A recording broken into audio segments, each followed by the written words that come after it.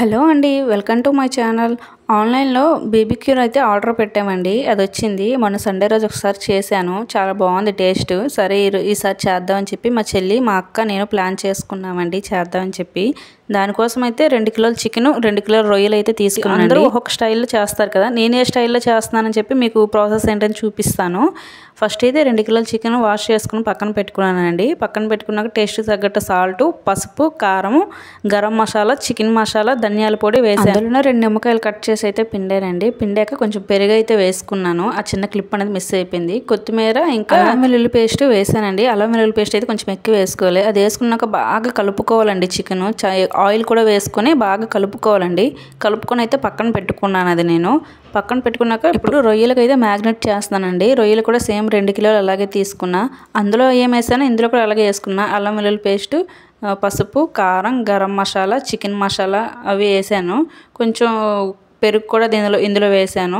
Chicken masala వేసాక పెరుగు వేసుకొని అన్నీ వేసుకుని మ్యాగ్నెట్ అయితే చేసుకున్నాను. బాగా కలుపుకున్నాను. చికెన్ అయితే చిన్న చిన్న ముక్కలుగా కట్ చేసుకోవాలి. కానీ రొయ్యలకు అయితే అవసరం లేదండి. రొయ్యలు అలా ఉంచేసేయాలి. దీనికి ఏం కట్ చేయాల్సిన అవసరం లేదు.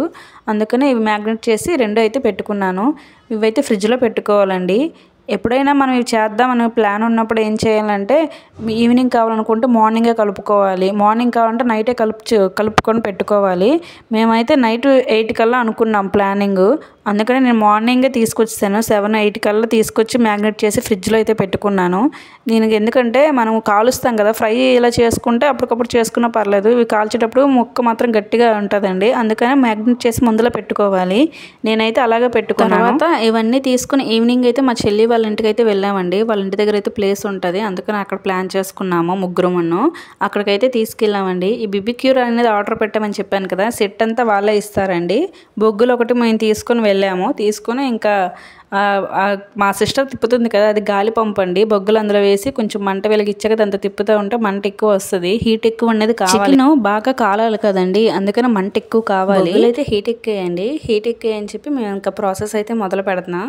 ఈ చికెన్ తీసుకొచ్చామని చెప్పాను కదా, ఆ చికెన్ ఏమో పుల్లలకు గుచ్చుతున్నామండి. సెట్ వచ్చినప్పుడే ఒక 20 పుల్లలు అయితే వచ్చాయి.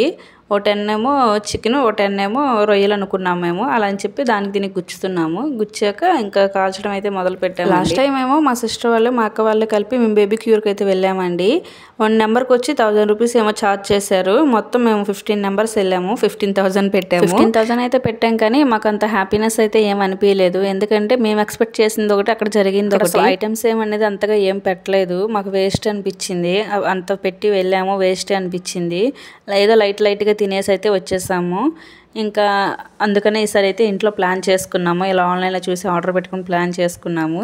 మేము లాస్ట్ టైం చేశానని చెప్పి ఇంట్లో చెప్పాను కదా, ఇంట్లో చేసేటప్పుడు ఏం చేశారంటే ముక్కలకి బటర్ అయితే అప్లై చేయాలి. మాకు తెలియక మేమేం చేసామంటే ఆయిల్ అప్లై చేసాము. మొత్తం పొగంతా అయిపోయింది ఇల్లంతా.